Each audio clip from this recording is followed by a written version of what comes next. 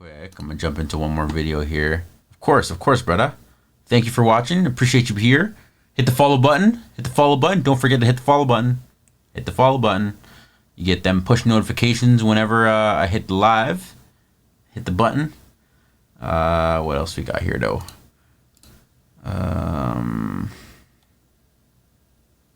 Alright, so this is a video that I've been trying to watch all week because I'm a YouTube head. I'm a really big fan. I appreciate it, bro. Thank you. A really big fan. I've been on YouTube for a really long time, and this video basically sums up more or less my entire childhood to some extent. So this one, 2012, this one is Ray William Johnson tried to warn them. Ray William Johnson was the #1 most subscribed YouTuber on the platform, which sounds like a great accomplishment, but it made him a target. Ray was in a feud with a merciless, greedy, and borderline evil company that was actively trying to leech every last dollar from big and small YouTubers. I know Maker Studios. Some of your favorite creators were victims. PewDiePie, I was there when it was Franco, just beginning. The ironic Not part there, is that but this company, dubbed Maker Studios, was founded by other popular YouTubers. I will never forget. I will never forget. I will never forget. Cassim G, California On, Shay Carl the Shaytards, Lisa Nova, whatever the hell she did, and freaking what's his face? Starts with a D. It really be your own people. However, the true kingpin of the Maker Studios was called Danny Zappin, a federal convict who got out of prison and exploited the untapped gold mine of YouTube money. However, despite Ray's valiant efforts of exposing the legendary evil YouTube tactics show of Zappin's company, it wasn't enough. Maker Studios would go on to sell to Disney for over $500 million. 500 mil. I remember that. This dream team, guided by the vision this of nigga, these niggas broke the bank. These niggas made money. Federal convict got filthy stinking rich at the expense of hardworking YouTubers around the world. This is how they did it. YouTube launched in May of 2005. Danny Zappin, aka Danny Diamonds, was one of their early users because he was on house arrest with nothing to do but browse the internet all day. In 2000, Danny moved to Los Angeles to be an actor but failed. He claimed it's because he confronted Hollywood's gatekeepers after being denied multiple roles and they blacklisted him. Because of this, Zappin needed money. So he smuggled ecstasy, got caught, and was sentenced to 2 years in prison. Danny began uploading videos to sites like Crap TV before he was arrested, so YouTube was like a shiny new toy when he got out. Crap TV? YouTube gained 30,000 unique users a day after its beta release in May 2005, and by the time it officially released in December of that year, it would reach a combined... Yo, do y'all remember these videos? 2005, and by the time it officially released in December... These videos are legendary. Like, this evolution of Dan's video is probably the oldest. And this user interface, bro, do any of you guys remember this shit? I remember being on YouTube when it looked like this and it said broadcast yourself. That is actually madness to me. Sometimes I have a hard time fathoming this because a lot of people talk, well, yo, I've been doing this for, like, bro, I was studying this shit. I was on these niggas back then. Like Smosh? Bruh. Sorry, my mind's just slightly blown because a year, it would reach a combined 2 million total views a day, and by the following month, 25 million. Then YouTube reached its first 1 million viewed video, which was Brazilian soccer player Ronaldinho receiving his golden boots. In a feat of marketing genius, Nike uploaded the video under the alias Joe B, as if it was any other YouTube user instead of the multinational sneaker conglomerate. I never knew that. The advertising potential was looking extremely promising, which is why Google purchased YouTube for $1.65 billion within a year of their launch. 1.65 billion. With potential for money to be made, not only did established companies get involved, but opportunistic creators as well. It's no secret that creators always have an... Alright, so Smosh. Let's see how many of these names look familiar. Smosh, Judson Lapley, don't know that. Brokers don't know that. Geriatric, don't know that. Lonely Girl 15, I do remember Lonely Girl 15. Smosh, is that Smosh up top too? Or am I tripping? Established companies get involved, but opportunistic creators as well. It's no secret that creators Yeah, Smosh, always Smosh. have and always will be the Nigga, foundation, yeah, Smosh, the backbone nigga, of what Fred. makes this Oh my site god, I remember amazing. Fred. YouTube content in the early days consisted mostly of just things related to Club Penguin, classical music masterpieces. Oh my god, Tay Zonde. Chocolate Rain by Tay Zonde. How many views does that have now?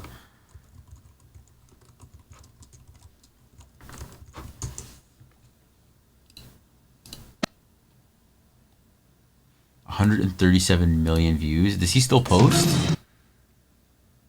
7 months. Wow. That's crazy. Memes, really bad tutorials. Annoying Orange. And the tutorials where they type, I'm going to show you how to... Remember these?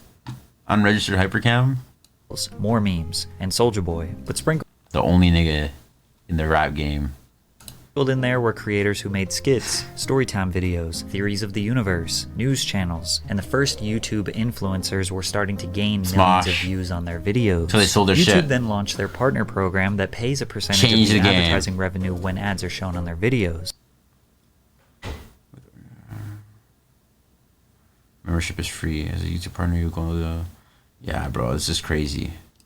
Most creators at this time treated YouTube like a fun hobby and not a career path. However, people like Danny Zappin saw an opportunity that he knew he could exploit. Danny told a few other creators about his vision. His girlfriend Lisa Donovan. Yeah, I remember Lisa Nova. I remember. She was making crazy type videos. Her brother Ben Donovan. Ben, I don't... You know what? No, I remember his face. I remember this freaking curl ass. I remember Ben Donovan. Yes, I do. As well as Shay Carl. And I... Yo, I was a religious Shay Tards watcher. I'm not even gonna cap. And Kasim G, who were all YouTubers. And Kasim G. One night they all got together for a brainstorm session and laid the foundation for what would become Maker Studio. Everything originally, the idea, we were all content creators and there are a few others, and the idea was if we could come together and share our audience and build an infrastructure, we could all scale and build a company, you know, to what it is today. And I made videos, but I didn't know how to do other things. Like I wasn't a great editor. I didn't know how to, like, you know, shoot things, and Maker gave me a place where all that was handled, and all I had to do was just try and be funny. And that working together, you know, you can help one another, you know, and I think driving audience to one another and helping new talent that hadn't been established grow an audience, I think is really exciting. And They essentially came up with the idea for a studio to share resources and talent, similar to Hollywood studios that have been around for 100 years. Danny thought this was revolutionary, but the idea was nothing special. Most people didn't know why we were founding Maker, and we couldn't get any of our actor friends to participate. The most popular YouTube content was low-quality webcam videos of people with simple ideas and a lot of personality. Why do they need a professional studio? Well, the answer was they didn't. And even 15 years later, many of your favorite creators today are just people in their room coming up with stuff. But Danny had a plan, and step one was to create a success story to prove this could work. Danny and the group launched a collaborative channel called The Station, which even included Shane Dawson, Philip DeFranco, and Hi, I'm Ron. Maker believed each of those stars could be used to direct fans to new artists, which what is that nigga doing now, bro? I'm sorry to keep interrupting this video, but if you are a YouTube OG, some of these names,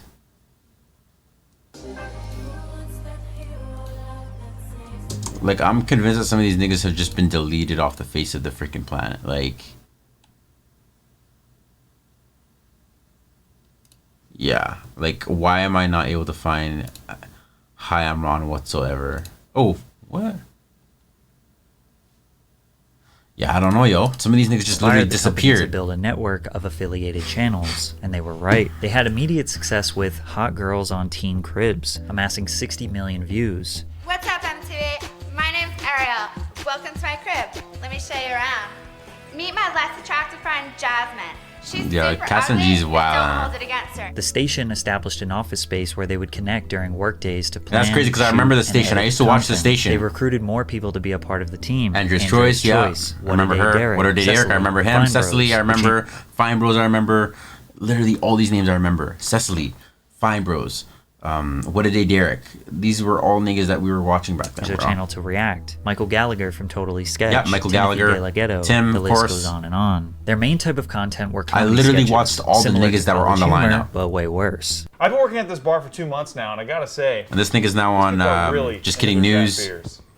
Can I get a Pooch Daddy say song? You guys got any Blue Caboose barley wine? One doppelganger doppelbock. Hey, Teach, do you? Do I what? Do you? Splooge! I would never! You should. Splooge is the new cool thing. Most of their humor was extremely low-hanging fruit, men dressing up as women, playing on racial stereotypes, and trying to make anything as sexual as possible. 99% of this content aged terribly, but this was a time where the edgier you were on YouTube, the more views you could get. Nigga, is that Drewski? It's on Abbott Kinney to see what they think about what's happening with the recession. Danny Zappin was pretty much the only person at the station who wasn't on camera. That's because he was too busy figuring out how to get rich. Danny realized they had a money problem. They had a group of 20 or so creators with millions of subscribers, and they were generating tens of millions they had of views Filter per Franco month, looking but the crazy. ad revenue from the partner program wasn't enough. You see, the partner program in 2010 was not even close to what it is today. It was only available to a select group of very popular creators who had to apply and Charles Trippy, watched him.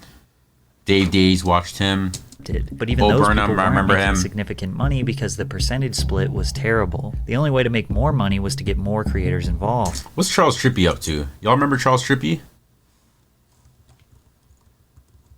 I know he remarried somebody else with the exact same name as his previous wife. That's what I remember. Damn, he's literally posting daily vlogs still. Yeah, that's kind of wild. I remember when she first came into the picture too. Crazy. But the studio only Wait, hold up. How many views is he getting? Oh, shit. 5.6, 4.1, 4.2. Because it's Charles and Ali now, right? Yeah, this nigga's views fell off, bro. That's crazy. But he probably was... What's his most viewed video? 8.9? Oh, okay. Yeah, I remember these all 14 years ago, 9 years ago, all this shit. 5.9 million. Okay, alright, so that's not terrible. Oops.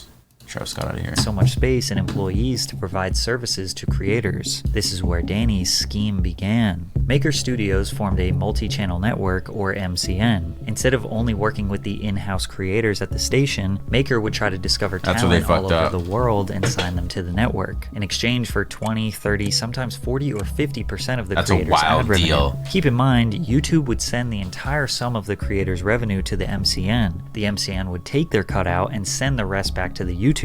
That's like your paycheck going directly to your landlord. He pays your rent and then sends you the rest. It's hard to understand why anyone would be willing to give up such a large percentage and control of their income. Most creators just didn't know how this business worked, and that's where Danny knew he could exploit it. However, Maker did provide some real value. First of all, Maker could get any channel who signed with them instantly monetized. The partner program was still limited access at this time, and Maker had direct connections with YouTube since it was comprised of the most popular creators. You also couldn't monetize gaming videos unless you had a partner network, because video game companies would copyright claim go through Machinima or Maker or some of those companies. Music label connections, and music creators could use copyright music or make covers without getting claimed. YouTube support was notoriously terrible, and still kind of is, but Maker would provide you with a dedicated team member to help you with all of your YouTube related issues. You even needed to sign to an MCN just to make custom video thumbnails. By April of 2011, Maker signed 150 channels that generated...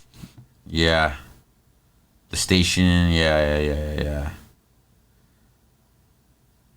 MCN. It's 325 million views per month. One of their signees was the #1 most subscribed YouTuber on the platform, Ray William Johnson. Their roster was very... Damn, wait, go back to some of these names. Y'all remember these? Ray William Johnson, yes. Nigga Higa, yes. Smosh, yes. Machinima, obviously the gaming channel. Shane Dawson, Fred, College Humor, Real Annoying Orange, and Mystery Guitar Man. What the hell is Mystery Guitar Man doing these days? Holy hell. Mystery I can't spell. Joe Penn. Yeah, Joe Penn. Joe Penn. 2 years ago, damn. So he ain't really producing like that no more, eh? Yeah, that's crazy. He was doing all kinds of dope stuff back in the day, bro. most subscribed YouTuber on the platform, Ray William Johnson. Their roster was very impressive with Ray and many other top creators, but Maker still didn't have enough money. So Danny raised $1,524,999 from a venture capital firm called Graycroft Partners. And at this point, fans still had no idea how serious this operation was, because the station's content was still just as unhinged as ever. All of the creators that signed to Maker were free to be as creative as possible, so you couldn't really tell there was an infrastructure around it. That's probably because it was still operated by creators who genuinely were interested in making videos rather than making money. But Danny was not operating in the interest of fans. Maker Studios was not taken seriously by the entertainment industry, they weren't respected, and that bothered him. He needed to legitimize the company. YouTube was known for low quality content, which didn't excite investors. I think the next stage that YouTube will eventually go to is what Netflix is doing. I think they'll step up and they'll start doing quality content and programming in the same manner. That's not just, Annoying Orange is huge and it's great, but the production value in a lot of them, and I'm not knocking them, but the production value on the majority of YouTube videos is not there. But I think once they step up to that next level, and I don't know what your plans are, but then yeah, it becomes its own network, just like Netflix and all these others that you're going to see. Nigga, you were further than Danny wrong. wanted to make their company as big and legit as possible. By mid-2012, they signed over 2,000 new channels and had viewership in the hundreds of millions. They leveled up from their previous makeshift office space to a now 40,000 square foot series of buildings in Culver City. They grew to 260 employees, a group that includes advertising, sales, business development, and tech people. Maker tried to create animated series and shows that could be formed into movies, traditional television shows, merchandise, etc. But their most popular signees were still just regular YouTubers. Maker created what looked like a very successful production studio with multiple different departments servicing their clients, when in reality, it wasn't being put to use. And out of desperation, Danny Zappin made a critical error. Most of Maker's money was coming from their top few creators. Ray William Johnson was their cash cow. Danny approached Ray and said Maker needed a bigger cut of revenue from his online show Equals 3. He asked Ray to renegotiate their existing contract 8 months prior to its expiration. Ray said, the terms were incredibly aggressive. They wanted 40% of my YouTube channel's AdSense revenue after production costs. And more importantly, they wanted 50% of the show's intellectual property in perpetuity. In perpetuity means forever. He refused the new terms of the contract. Maker Studio took offense to his refusal, so they threatened to shut down his projects. When I politely refused their deal, as it was not in my best interest, they became increasingly aggressive. Negotiations quickly became a bizarre pissing contest between the heads at Maker Studios and myself, and I wouldn't hand over my intellectual property, and they wouldn't stop aggressively trying to get me to sign it over to them. On top of that, Ray claimed that they would not give him any of his AdSense money, because remember, it all goes to the MCN before the creator. Now in the near future, Equals 3 will no longer be part of the Maker Studios network, so I'm gonna film here for a while. Even if I don't have the proper equipment at home, you know what? Even if I have to film butt naked in a back alley, you guys are getting an episode, goddammit. After Ray William Johnson announced his departure, Maker Studios released a petty public statement. Ray is still part of the Maker network. However, with the recent decline in viewership on Equals 3, it made sense for him to go back to producing the show himself. Maker providing a full production staff of 12 people, recent decline in viewership. Was no I'm literally keeping your lights on. For Equals 3. Ray vehemently denies that he ever had 12 people and writers working on his show, nor was his viewership declining. This led to a meeting to resolve the issue, where the CEO promised to return Ray's YouTube AdSense account to him. However, that never happened. They haven't made reasonable attempts to give it back to me. They're now even trying to leverage my own AdSense account against me so that I will sign over all your favorite Martians' intellectual property, void my stock options in the company, and sign a confidentiality agreement to never tell the truth. We wouldn't know about this hostage situation if Ray didn't post all of the information in an article published by New Media Rockstars. The other thing that he revealed to the world was that Danny Zappin was a convicted felon, and that he was waiting for his criminal record to be expunged so that he could officially become CEO of Maker. The ex-con texted Ray at 1 a.m. and said, "Your lack of integrity and character are sad. F you, prepare for war, bitch."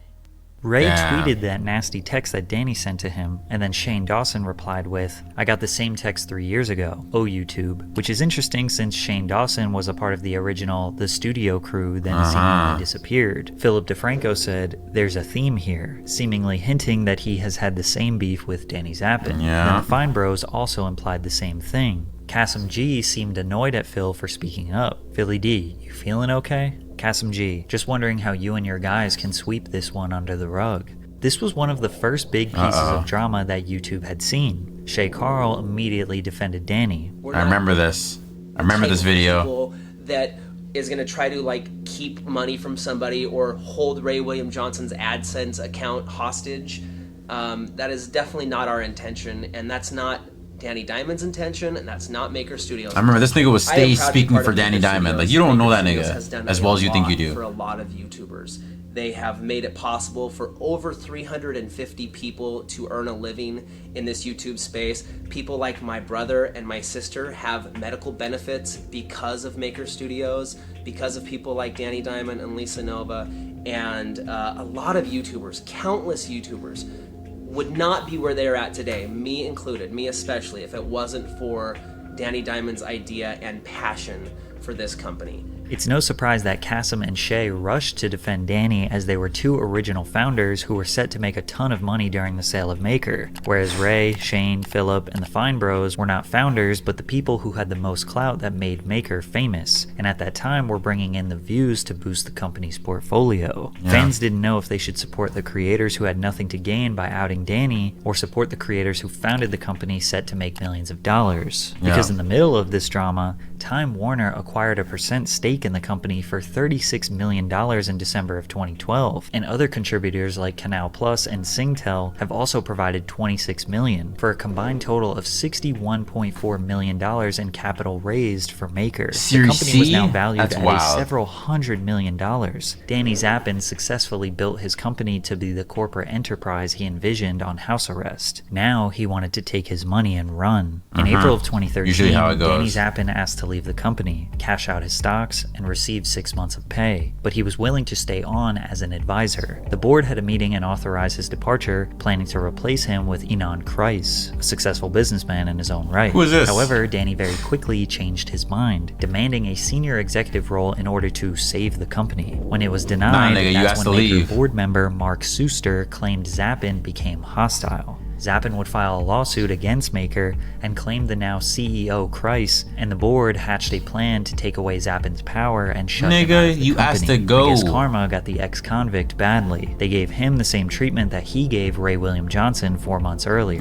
But Danny made the right choice. He learned from his mistake as a failed drug dealer. You need to quit while you're at the top. Danny knew the MCN industry as a whole became worthless on April 12, 2012. YouTube opened their partner program to anyone in the top 20 countries that used the site. Now you no longer needed an MCN to be monetized. You didn't need an MCN to make custom thumbnails. They would not protect you from copyright claims even though they said they could. You don't need a fancy multi-million-dollar studio to produce videos in your bedroom. Maker had way too many creators signed to their network to provide services and support to all of them individually. So why would a creator sign to them? Well, because they were really good at lying. Today we have the benefit of hindsight. We know how many independent creators have built legitimate businesses independently. We now know that YouTube is somewhat of a stable career path. It's not just some wacky hobby that only fringe kids do. In 2012, the future of YouTube was still unknown, so it was very easy for sales representatives at a big company like Maker to convince little old Patrick that he needs the backing of a major corporation.